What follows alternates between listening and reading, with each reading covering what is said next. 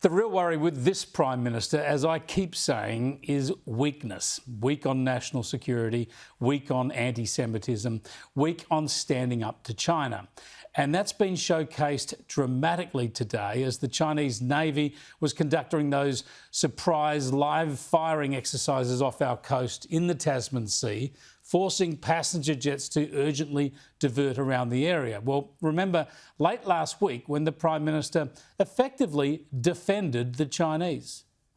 Well, China issued, in accordance with practice, an alert that it would be conducting these activities, including the potential use of live fire. It's outside of Australia's exclusive economic zone. Well, this is activity that has occurred in waters consistent with international law. The notification has occurred. The notification has occurred. Now, as if that wasn't wobbly enough, it turns out that the Prime Minister was wrong. We weren't advised. Revelations in Senate estimates and elsewhere suggest the only way we found out about these live firing exercises was from radio communications picked up by a Virgin Airlines pilot and relayed to New Zealand and Australian authorities. But Anthony Albanese refused to clarify the matter today.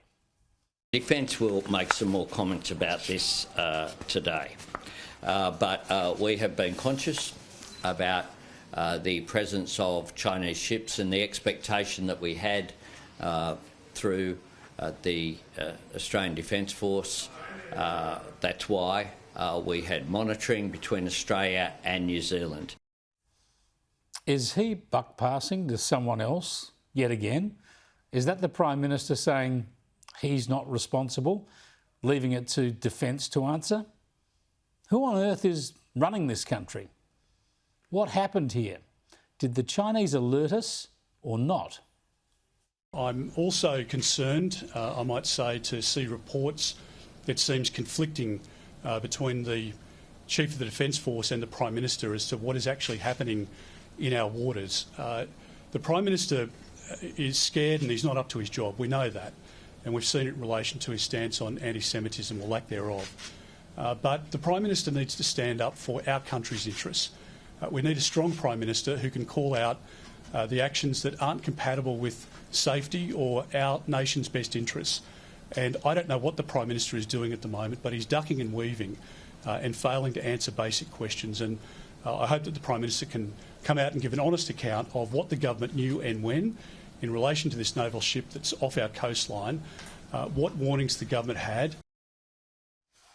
When the Chief of the Defence Force, Admiral David Johnston, appeared before Senate estimates this afternoon, it became clear why the Prime Minister wanted to hand pass this issue. The CDF confirmed Australia only heard about the live firing exercise after the Virgin pilot picked up on radio warnings and a full 28 minutes after the exercise had officially begun.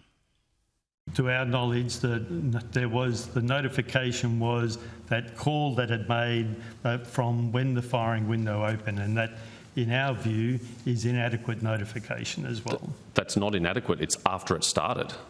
Well, that's when the civil aircraft heard the call. We can't be definitive on whether there was a call made by the Chinese vessels earlier than that. But you're now telling me that notification was not received, at least, by Defence, by Australia, until after it commenced. That's not any notification at all, is it? No. Now, this is bad enough for our national security. It's bad enough for our air safety. And it's bad enough as a demonstration of the appalling disrespect China is prepared to show us as a country. But how bad does it look for our Prime Minister, who in these circumstances was making excuses for China? Well, China issued, in accordance with practice, an alert that it would be conducting these activities, including the potential use of live fire. It's outside of Australia's exclusive economic zone. Well, this is activity that has occurred in waters consistent with international law. The notification has occurred. This is extraordinary, isn't it? Australia has been treated woefully at best and openly threatened at worst.